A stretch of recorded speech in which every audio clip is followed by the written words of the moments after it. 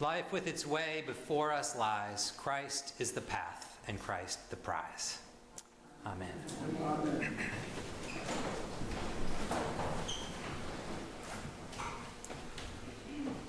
One of the challenges of the Christian life is figuring out how to take our faith out into the world. When we go to the grocery store or the gym, or when we drive our cars on Route 2, or go to work, it can be hard to live out the values we profess when we're here inside this building. Trying to live our faith in the real world, especially if we talk about our faith in the real world these days, can lead to some awkward moments.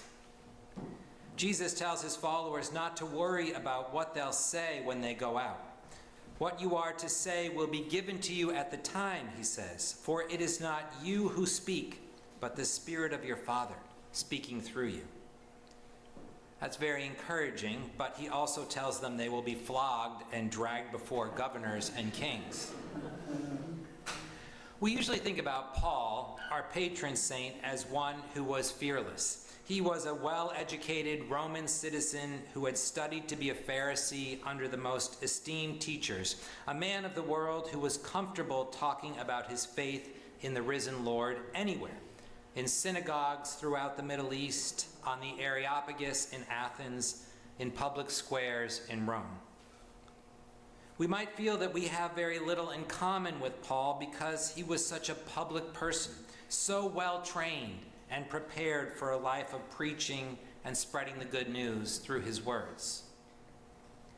But there's an aspect of Paul's life that gets less attention than it should, and that places him among other important figures in our faith tradition.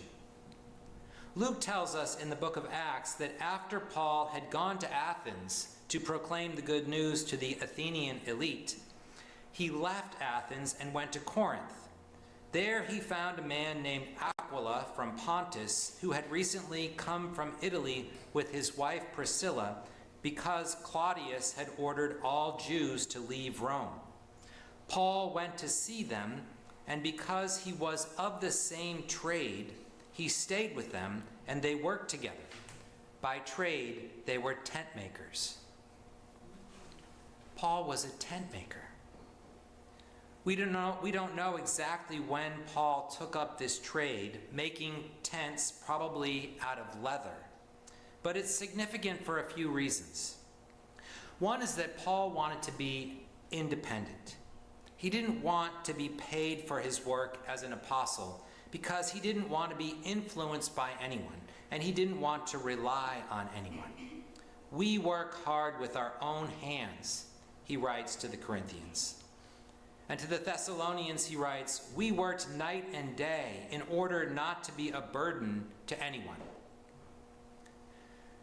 It's also significant that Paul had a trade because it demonstrates that he set aside his standing as an elite member of society and identified himself with real people, meeting them where they were, at work, in marketplaces, on the roads, and in the common interchanges of life. His work gave him a way to meet people, to engage with others so that by relationships he could share what he believed. I find this aspect of Paul's life very interesting, especially when it comes to the question of how we live out our faith in our daily lives. In fact, through his work, Paul locates himself with other important figures. Moses, for example, was a shepherd, tending the flocks of his father-in-law, Jethro. In our reading from Ezekiel this morning, we heard the image of shepherd used as a symbol of leadership for the people. But Moses was a real shepherd, tending sheep, as was David, who would become the great king. The powerful prophet Amos was a dresser of sycamore trees. Nehemiah, who became an important leader and oversaw the rebuilding of the walls of Jerusalem, had been a cupbearer to the king during the time of exile, keeping the royal schedule and serving in the court of the Persian king Artaxerxes. When Jesus, who was raised in the carpentry workshop of his earthly father Joseph, went out to call his disciples, we shouldn't be surprised that he looked to fishermen, regular people who knew more about working hard and eking out a living than they did about preaching or miracles of healing. All of these crucial examples show us that God doesn't call us out of our everyday lives.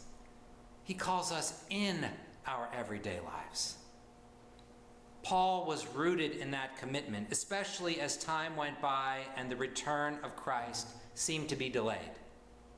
How is what you're doing, Paul was asking people, how is what you're doing preparing you for life in the kingdom that is to come?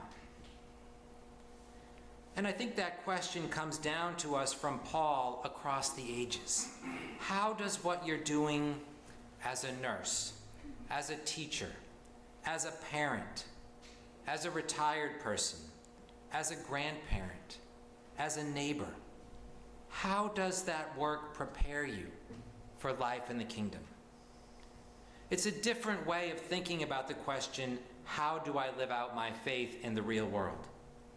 This question is less about what we should be doing and more about taking advantage of the opportunity that every day offers to grow in faith, to grow closer to God through how we live.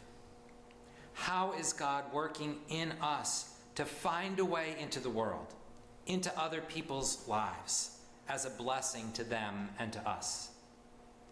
That's what Paul means when he says, carry out your ministry fully. We are called to engage fully with the world, carrying the knowledge and love of God that we have come to know and feel in our hearts. The truth is that God has always used people like us, people with lives like ours, as his hands and heart in this work of transformation. We don't need special training or degrees in order to carry out our ministry fully. We just need hearts to love and heal the world around us. Today we give thanks for the example of St. Peter, the fisherman, and St. Paul, the tent maker, who offered their lives to God so that God could work through their work to change the world. Amen. Amen.